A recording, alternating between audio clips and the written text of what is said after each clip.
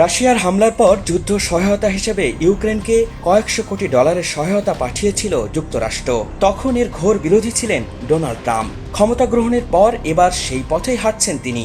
ইউক্রেনকে আর কোনো সামরিক সহায়তা দেওয়া হবে না বলে সাফ জানিয়ে দিয়েছেন মার্কিন এই প্রেসিডেন্ট। সম্প্রতি হোয়াইট হাউসে ডোনাল্ড ট্রাম্পের সঙ্গে বৈঠকে বসেন ইউক্রেনের প্রেসিডেন্ট ভলোদিমির জেলেনস্কি। সেই বৈঠকে ট্রাম্পের সাথে বাগবিতণ্ডায় জড়িয়ে পড়েন তিনি। ট্রাম্পের সঙ্গে এই বাগবিতণ্ডার ফলাফল যে ভালো হবে না সেটা আশ করতে পেরেছিলেন অনেকেই। ঠিক তাই হলো।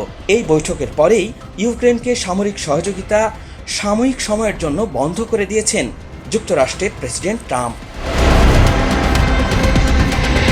সোমবার একাধিক সংবাদ মাধ্যমের প্রতিবেদনে ট্রাম্পের এমন সিদ্ধান্তের কথা জানানো হয়। এসব প্রতিবেদনে বলা হয়, যতক্ষণ না ট্রাম্প মনে করবেন ইউক্রেনের নেতারা শান্তির প্রতি অঙ্গীকারের সদিচ্ছা দেখাচ্ছেন, ততক্ষণ পর্যন্ত সব সহযোগিতা বন্ধ থাকবে।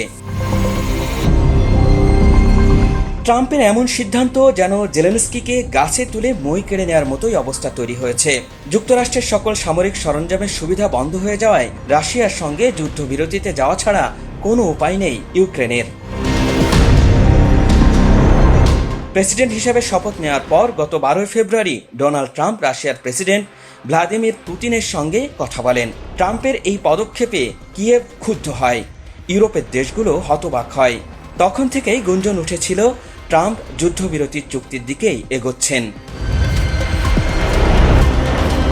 ইউক্রেনের প্রেসিডেন্ট জেলেনস্কি এবং ওয়াশিংটনের ইউরোপীয় মিত্ররা ট্রাম্পের প্রতি যে কোনো যুদ্ধবিরতি চুক্তিতে ইউক্রেনের নিরাপত্তা নিশ্চিত করার অনুরোধ করলেও ট্রাম্প তাদের এই অনুরোধ উপেক্ষা করে গেছেন।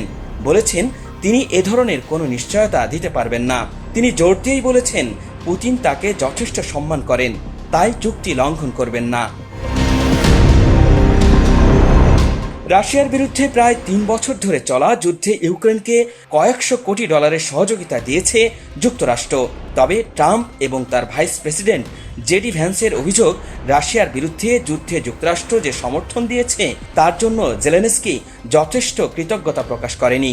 আর সে কারণেই ইউক্রেনকে আর কোনো সহযোগিতা করতে চান না ডোনাল্ড ট্রাম্প।